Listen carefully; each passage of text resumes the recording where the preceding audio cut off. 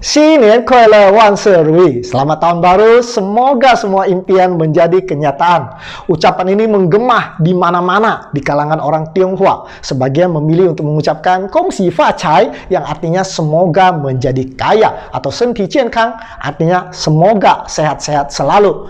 Nah, semua ucapan ini adalah satu pengharapan-pengharapan di tahun baru Imlek yang jatuh pada hari Selasa yang lalu berdasarkan kalender Tionghoa. Nah, kalender Tionghoa ini hampir mirip dengan kalender Yahudi, yaitu sama-sama menghitung berdasarkan siklus dari bulan, yaitu di mana setiap tahun berjumlah sekitar 354 hari.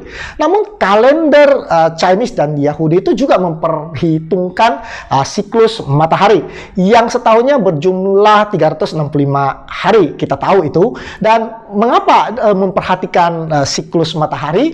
Oleh karena supaya musim-musim itu selalu jatuh di waktu yang sama. Itu sebabnya musim semi di Tiongkok selalu jatuh di awal tahun dalam kalender mereka. Nah, oleh karena ada selisih 11 hari antara siklus bulan dibanding dengan siklus matahari, baik kalender Tionghoa maupun kalender Yahudi, setiap 2-3 tahun harus menyisipkan satu bulan, yaitu bulan yang ke-13 yang mereka sebut sebagai bulan Kabisat. Itu yang membuat Imlek selalu jatuh di antara Januari dan Februari. Nah, kalau di dunia barat ada zodiak, maka kalender Tionghoa juga mengenal zodiak. Sama berjumlah 12 zodiak juga. Namun zodiak Tionghoa atau Shio tidak menunjuk kepada siklus bulan, tapi siklus tahun. Nah, di barat ada 12 zodiak dalam setahun. Nah, orang Tionghoa mempunyai 12 zodiak dalam 12 tahun. Misalnya tahun lalu adalah tahun kerbau, dan tahun ini adalah tahun macan, dan tahun depan adalah tahun kelinci. Nah, untuk kembali kepada tahun macan akan dibutuhkan waktu 12 tahun atau tahun 2034 ya. Nah, kalau ada bayi yang lahir tahun ini, maka akan mendapatkan Shio macan. Jadi kalau Anda sebut Shio Anda, orang Tionghoa bisa menebak kurang lebih berapa usia Anda. Misalnya jika Anda Shio macan, maka pada tahun ini Anda berusia 1 tahun atau 13 tahun atau 25 tahun atau 37 tahun dan seterusnya.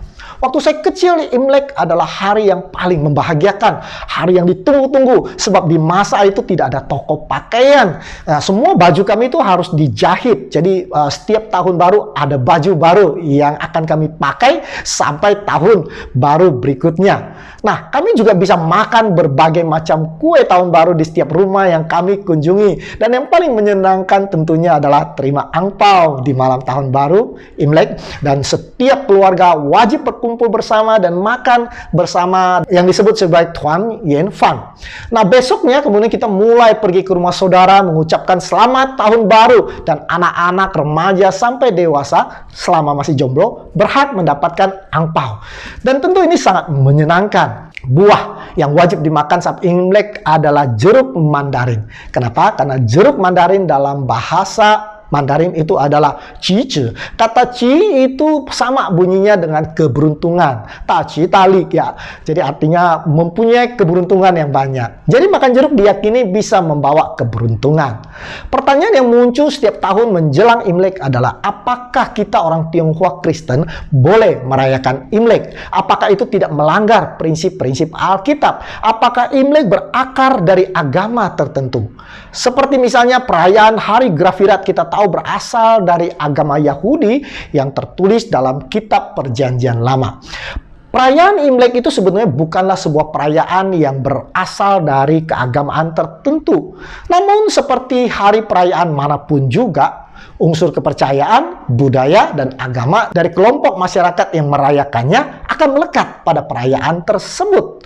Misalnya kita lihat ada Sinterklaas pada perayaan Natal, telur dan kelinci pada perayaan Paskah, dan masih banyak yang lainnya. Unsur-unsur itu tidak ada pada awal perayaan.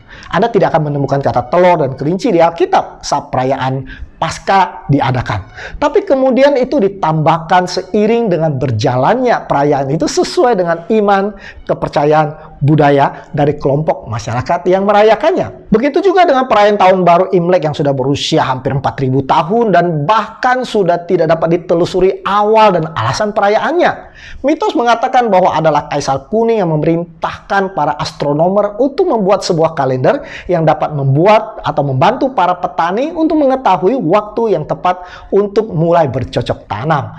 Dan dengan berjalannya waktu tentu banyak melekat mitos, budaya, kepercayaan. Nah, abad ke-6 di Tiongkok dipengaruhi oleh ajaran Konghucu, kemudian ajaran Tao di abad yang ketiga sebelum Masehi, dan kemudian Buddha di abad pertama sebelum Masehi, dan pengaruh daripada ajaran Konghucu, Tao, dan Buddha sangat kental di dalam budaya orang Tionghoa yang tentunya juga mempengaruhi cara perayaan Imlek. Walaupun Imlek tentu tidak berakar dari agama-agama tersebut, karena Imlek sudah dirayakan sebelum ketiga agama itu ada di Tiongkok. Nah, sejarah Tiongkok sangat panjang, tentu menarik untuk dipelajari. Banyak tulisan Tiongkok kuno yang menunjukkan bahwa Tiongkok pada dinasti awal adalah monoteisme, menyembah satu Tuhan yang mereka sebut sebagai Sangti. Lalu ada satu masa Tiongkok menyembah banyak Tuhan. Lalu ada satu masa di mana Tiongkok tidak menyembah Tuhan, zaman komunisme. Dan sekarang puji Tuhan, Tiongkok mulai kembali kepada penyembahan satu Tuhan. Jumlah orang Kristen makin bertambah banyak di Tiongkok. Tentu perubahan ini juga mempengaruhi cara masyarakat merayakan Imlek. Jadi sebuah perayaan akan diberikan baju sesuai dengan kepercayaan daripada orang yang merayakan sesuai dengan masanya dan kepercayaannya. Sebagai orang Kristen tentu kita harus memilah mana praktek perayaan yang bertentangan dengan kekristenan dan harus kita tinggalkan, dan mana yang sejalan dengan iman kita, dan bahkan kita bisa menambahkan makna rohani pada perayaan ini sesuai dengan iman kita sebagai orang Kristen. Kita akan coba belajar apa makna yang kita bisa ambil dari perayaan Imlek. Nah, tahun baru disebut dalam bahasa Mandarin sebagai Kuo Nian. Arti harafiahnya Kuo itu artinya melewati, Nian adalah tahun. Konon menurut legenda, Nian ini sebetulnya adalah sejenis binatang buas yang keluar dari persembunyiannya menjelang musim semi, dan dia akan mengganggu penduduk setempat. Jadi binatang ini adalah musuh dari penduduk di sana. Lalu ada orang pintar yang datang dan membocorkan rahasia bahwa binatang jahat itu ternyata takut dengan warna merah, dan kemudian dia takut terhadap suara yang keras. Sehingga setiap menjelang musim semi, penduduk mulai membuat lampion warna merah dan kemudian menyalakan mercon dan berhasil mengusir binatang itu. Itu sebabnya perayaan itu disebut sebagai melewati Nian atau Kuo Nian. Tentu saja legenda ini hanyalah sekedar legenda yang tidak bisa dibuktikan. Kita tahu tidak ada binatang jahat di Tiongkok di zaman dulu yang takut dengan warna merah. Tetapi sangat menarik, di Alkitab juga ada cerita mengenai binatang yang jahat yang juga takut warna merah. Ya, Wahyu 12 ayat 9 dikatakan, dan naga besar itu, si ular tua yang disebut sebagai iblis atau setan yang menyesatkan seluruh dunia, dilemparkan ke bawah. Ia dilemparkan ke bumi bersama-sama dengan malaikat-malaikatnya. Naga itu adalah musuh seluruh umat manusia yang datang untuk menyesatkan manusia. Naga itu tahu kelemahan kita dan banyak yang takluk kepadanya, bahkan menyembahnya. Nah, sama seperti Nian, binatang jahat dalam legenda kuno, itu pun punya kelemahan dan dapat dikalahkan. Ternyata naga tua itu pun takut terhadap warna merah.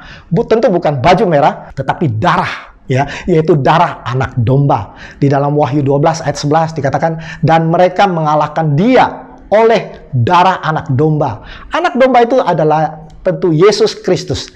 Efesus 1 ayat 7 dikatakan, sebab di dalam dia dan oleh darahnya kita memperoleh penebusan, yaitu pengampunan dosa menurut kekayaan dan kasih karunia-Nya. Dan darah ini juga lah yang menyelamatkan anak sulung orang Israel. Masih ingat cerita tulah yang terakhir di Mesir? Ketika Musa memerintahkan orang Israel untuk mengoleskan darah anak domba pada kedua tiang pintu dan pada ambang atas pintu rumah. Dan darah itu menyelamatkan anak sulung mereka dari kematian ketika malaikat maut melewati pintu mereka.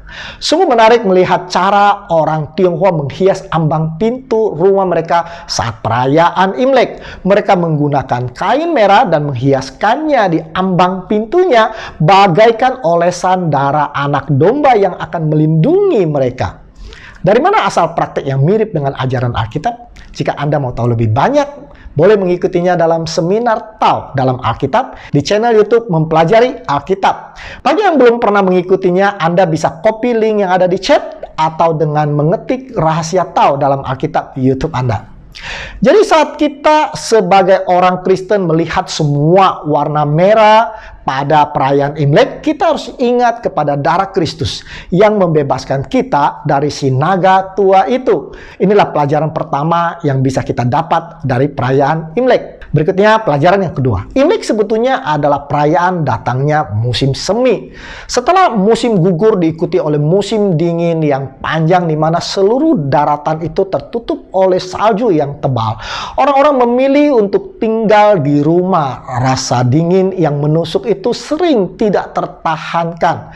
Ingat bahwa di zaman dulu itu tidak ada heater di rumah seperti sekarang ini. Dan itu membuat banyak orang putus asa. Rasa dingin itu juga membuat orang moodnya bisa swing, bisa berubah-ubah. Dan menurut statistik, bunuh diri paling tinggi terjadi pada musim dingin. Nah, di akhir musim dingin, tibalah musim yang ditunggu-tunggu, yaitu musim semi. Matahari mulai bersinar, kemudian salju-salju sudah mulai mencair. Orang-orang sudah banyak yang bisa keluar rumah dan mereka bisa bekerja lagi. Lalu kemudian bunga-bunga mulai bermekaran, bumi menjadi jauh lebih indah dengan warna-warni. Dan orang Tionghoa pada masa itu yang kebanyakan adalah petani menyambutnya dengan sukacita dan mengadakan perayaan untuk menyambut datangnya musim semi. Ada istilah yang dikatakan Tati Hui Chun yang artinya bumi kembali kepada musim semi. Waktu bagi mereka untuk mulai bercocok tanam. Dan mereka merayakannya dengan sukacita. Apa makna rohaninya? Kita tahu bahwa bumi kita ini sudah jatuh ke dalam dosa dan bagaikan sedang mengalami satu musim dingin yang panjang dan tidak berpengharapan. Bumi yang tadinya diciptakan dengan sempurna oleh karena dosa mengalami degradasi, gempa bumi, tsunami, gunung meletus, dan sekarang bumi kita sedang mengalami pandemi yang panjang. 2 tahun sudah berlalu dan virus corona tidak juga mereda. Semua orang ketakutan dan tidak berani berpergian, dan banyak yang tidak bisa pergi bekerja sehingga muncul istilah work from home atau bekerja dari rumah. Kita merindukan satu musim semi yang akan mengakhiri musim dingin yang panjang. Wahyu 21 ayat 1-2 mengatakan, "Lalu aku melihat langit yang baru dan bumi yang baru, sebab langit yang pertama dan bumi yang pertama telah berlalu." Ayat ini memberikan kita pengharapan bahwa musim dingin akan segera berlalu dan musim semi akan datang ke bumi kita. Inilah Tati Hui Chun, yaitu langit dan bumi yang diperbaharui. Itu sebabnya dalam perayaan Imlek kita memakai baju baru, karena yang lama sudah berlalu. Itulah makna perayaan Imlek bagi kita orang Tionghoa Kristen. Setiap datangnya musim semi membawa pengharapan bahwa satu hari kelak Allah akan memperbaharui bumi kita menjadi tempat yang lebih indah. Wahyu 21 ayat 4 dikatakan bahwa Ia akan menghapus semua air mata mereka, dan maut tidak akan ada lagi. Tidak akan ada lagi perkabungan atau ratap tangis atau duka cita, sebab segala sesuatu yang lama itu telah berlalu. Tidak akan ada lagi gempa bumi, tidak akan ada lagi penyakit, tidak akan ada lagi COVID. Dan tidak ada penyakit kanker, tidak ada rumah sakit, kita tidak perlu membuat seminar kesehatan, tidak ada rumah duka karena tidak ada kematian. Jadi dalam perayaan Imlek sebagai orang Kristen, dan bagi saya pribadi, ini mengingatkan janji Tuhan akan langit yang baru dan bumi yang baru, di mana kita akan hidup berbahagia. Pelajaran ketiga yang kita bisa dapat. Satu acara penting yang saya sukai dalam perayaan Imlek adalah makan bersama di malam Tahun Baru Imlek. Keluarga akan berkumpul bersama untuk menikmati makan malam yang disebut sebagai Tuan Yen Fan, yang artinya bersatu kembali, makan pada saat ada satu reuni. Nah, tidak ada alasan bagi anggota keluarga untuk tidak hadir dalam acara makan malam itu. Si ibu akan sibuk memasak makanan yang banyak dengan lauk pauk satu meja besar, dan si ayah akan mengharapkan bahwa anaknya yang sedang di luar kota akan pulang kembali di hari itu. Nah, mereka akan kemudian berkumpul di malam tahun baru lalu makan bersama sebagai satu keluarga. Dan saat makan bersama itulah anak-anak akan bercerita pengalaman mereka di perantauan kepada orang tua mereka dan merasakan satu sukacita dan bersyukur bisa berkumpul dalam makan malam menjelang tahun baru. Apa pelajaran rohani dari peristiwa ini? Wahyu 19 ayat 9 mengatakan, "Dan ia berkata kepadaku, Tuliskanlah ini, diberkatilah mereka yang diundang ke perjamuan kawin anak domba. Ini adalah sebuah undangan makan yang paling bergengsi sepanjang masa. Karena undangan itu berasal dari Yesus sendiri dan untuk mereka yang telah menang. Dan Tuhan akan mengadakan satu reuni besar dan kita semua akan diundang untuk makan bersama dengan Tuhan dalam perjamuan kawin anak domba. Pesta besar itu merayakan kemenangan kita. Bahkan ini akan menjadi pesta terbesar sejagat raya. Dihadiri oleh semua umat yang telah diselamatkan oleh darah anak domba. Kita akan duduk di meja yang panjang sekali. Saya mengharapkan untuk duduk bersama dengan keluarga saya, bersama dengan sahabat-sahabat saya. Saya mengharapkan untuk bisa duduk bersama dengan saudara-saudara sekalian. Inilah Tuan Yen Fan yang sejati. Kita akan duduk bersama saling bercerita mengenai pengalaman hidup kita waktu di dunia kepada Allah Bapa. Dan kita akan merasakan satu sukacita dan satu karunia. Kita bisa kembali ke rumah dan makan bersama di dalam pesta itu. Undangan sudah diberikan kepada kita semua. Oleh karena itu, saudara sekalian, pastikan kita semua menerima undangan dan hadir di dalam pesta tersebut. Jadi setiap makan malam di malam Sinca tahun baru, perjamuan itu harus mengingatkan kita untuk merindukan perjamuan anak domba pada saat langit dan bumi diperbaharui. Berikutnya, makanan yang selalu muncul setiap tahun baru adalah kue keranjang. Ada cerita yang sangat menarik tentang kue keranjang, yaitu dikatakan dewa dapur itu diyakini sebagai mata-mata kaisar langit. Dan 1 minggu sebelum Imlek, dewa dapur akan naik ke langit untuk melaporkan semua kejadian di dalam setiap rumah tangga kepada kaisar langit. Tentu bagi sebagian rumah tangga ini mengkhawatirkan. Khawatir bahwa semua ucapan mereka, pertengkaran mereka di dalam rumah tangga, perbuatan yang tidak baik, itu sudah dicatat oleh dewa dapur dan kemudian dilaporkan kepada kaisar langit. Dan mereka akan mendapatkan hukuman atas apa yang sudah mereka ucapkan, mereka lakukan. Maka dengan memberikan sesajen kue keranjang, diharapkan bahwa laporan yang disampaikan akan semanis kue keranjang. Dan kalau ada laporan yang negatif, biarlah mulut dewa dapur itu sulit dibuka oleh karena lengketnya kue keranjang. Kita tahu tentu ini tidak benar. Tapi umat Kristen pun sebenarnya punya kepercayaan yang mirip, yang sama.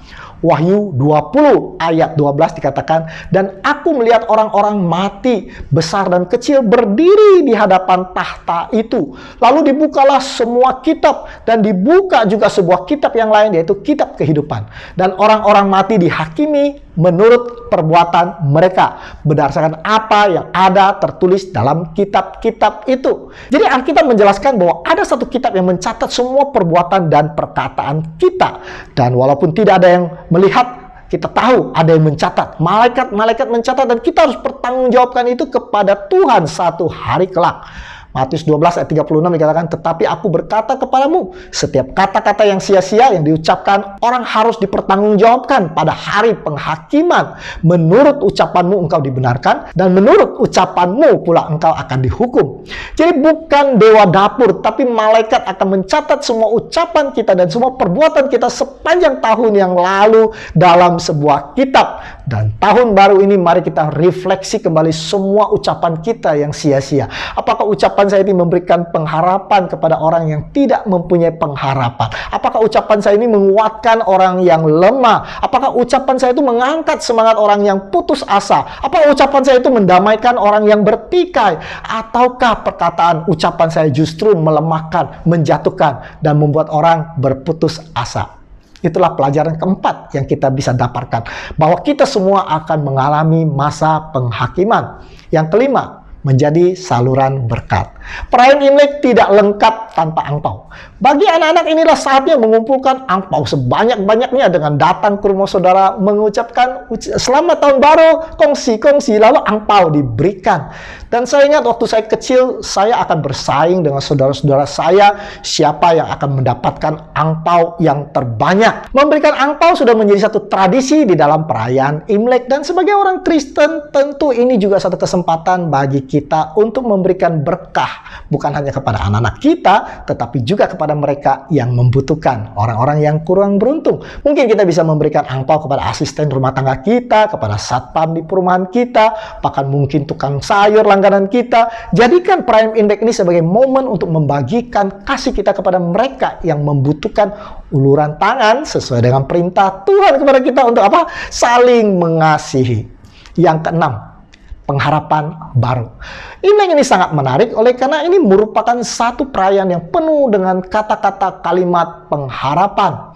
Nah, pada perayaan Tahun Baru Masehi 1 Januari, umumnya kita hanya mengucapkan Selamat Tahun Baru atau Happy New Year. Cukup demikian. Kita jarang menambahkan ucapan pengharapan di belakangnya. Paling kita katakan semoga tambah sukses, semoga tambah bahagia. Nah, berbeda dengan ucapan selamat tahun Imlek. Orang Tionghoa tidak cukup hanya mengucapkan selamat tahun baru, akan selalu diikuti dengan kata-kata pengharapan-pengharapan di tahun itu. Bahkan dikatakan ada lebih dari 100 ungkapan wishing atau pengharapan yang diucapkan, dan banyak yang sangat selaras dengan iman kita.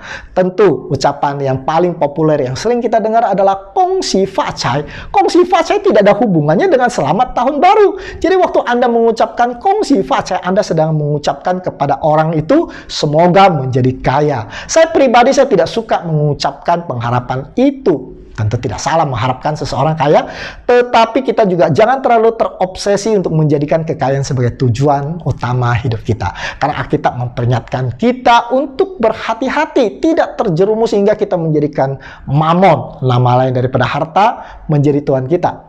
Ucapan yang umum yang diucapkan di awal adalah kongsi, artinya cuman selamat ya. Sinin kuaile artinya berbahagia dan bersuka cita di tahun yang baru.